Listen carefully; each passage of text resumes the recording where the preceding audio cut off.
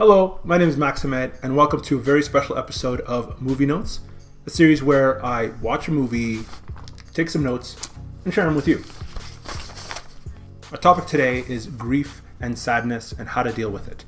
And to discuss it, we've got a couple of great films, the hotly divisive Three Billboards Outside Ebbing, Missouri, and the cripplingly sad Manchester by the Sea. Three Billboards Outside Ebbing, Missouri is an American film that came out in 2017 and was written and directed by Martin McDonagh and stars Frances McDormand, Woody Harrelson, and Sam Rockwell. The hell is this? Hey, you! What the f is this? The f is what? This!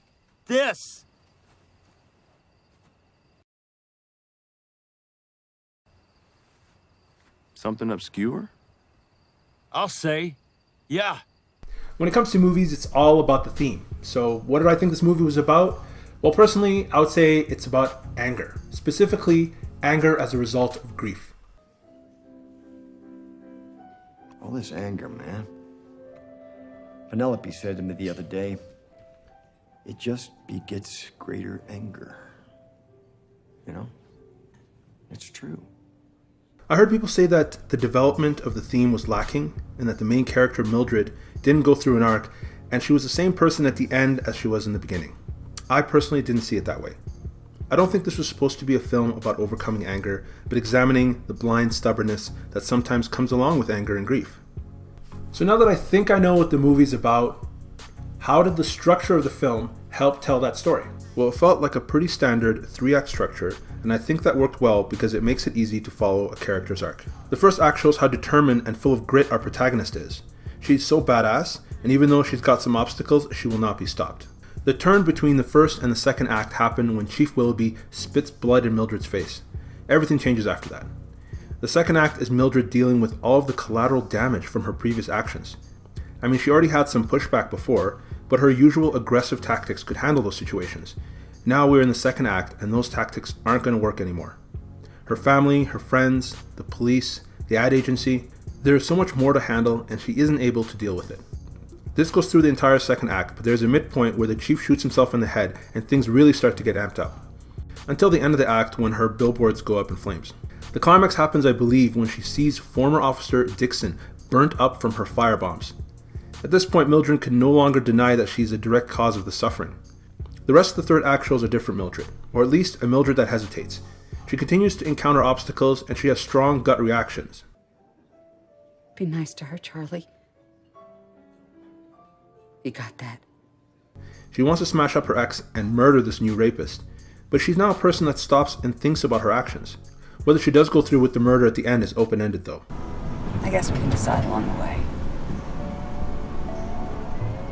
Everything I mentioned about Mildred's arc is paralleled in Dixon's arc.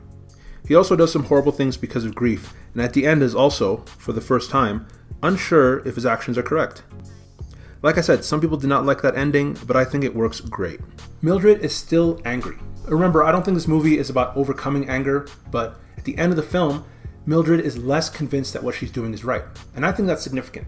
Now, it might not be for you. Maybe you wanted her to learn a more significant lesson, to become less violent, but I think at the end, her and Dixon weren't going to go through with the murder. And I think it was really nice that they didn't explicitly say that.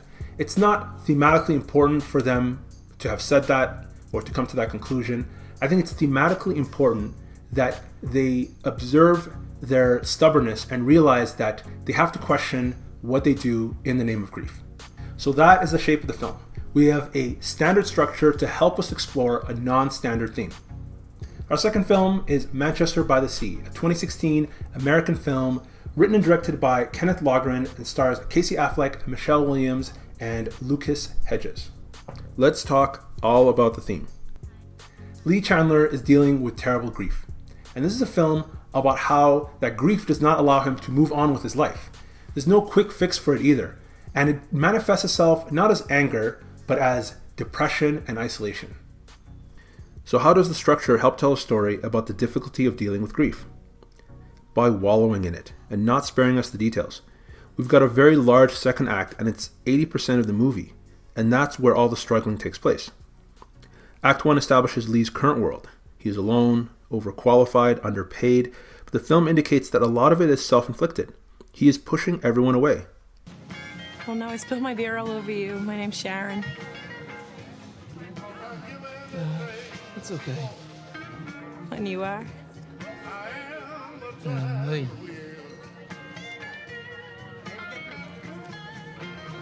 "13 minutes in, he gets that literal call to action, and we spend the next 110 minutes watching Lee forced back into the center of family, responsibility, reminders of the past, of funeral arrangements.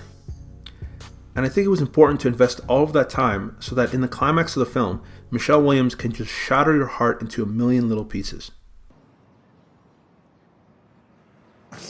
Maybe you don't want to talk to me. It's not that. Let me finish. However, my heart was broken. It's always going to be broken. But I know yours is broken too. I would consider the turn between Act 2 and 3 to be Lee's dream, where he realizes he can't beat his depression, meaning that the climax is in Act 2 instead of Act 3. Maybe this was because the typical climax happens when the hero faces his greatest challenge or achieves his true goal. Manchester isn't about that. Lee's not ready for that challenge, and in his dream, his daughter says, "Can't you see we're burning?" Lee has been burning for 110 minutes of Act 2, and just like the spaghetti sauce, he needs to get off the stove. So Lee has to get out, and that's Act 3. The final scene mirrors the first scene, because even though Lee was not able to make it work now, I don't think this is a failure, but a work in progress. There's an old man at the end that talks about his father's death at sea. He was never found, and there was no real conclusion. That's Lee's experience in a nutshell. There's no real conclusion to losing his children. All the characters change dramatically between the flashback and the present, except for Lee.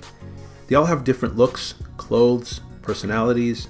His nephew Patrick grew up, and even when you see his brother Kyle in the morgue, he's clean shaven, even though earlier he had a beard. Lee is the only one that looks the exact same, and this really helps sell the idea that he has not moved on since losing his children. He's stuck in the past, and when you get a flashback with just him in the frame, you aren't even sure if it's a flashback till you see some of the other characters. I thought this was brilliant. Now, one of the best techniques this film used to make the grief feel real was by constantly emphasizing awkwardness. Characters are constantly interrupting each other or being rude, dropping keys, forgetting where they parked. The brothers wait awkwardly while little Patrick has to come say goodbye.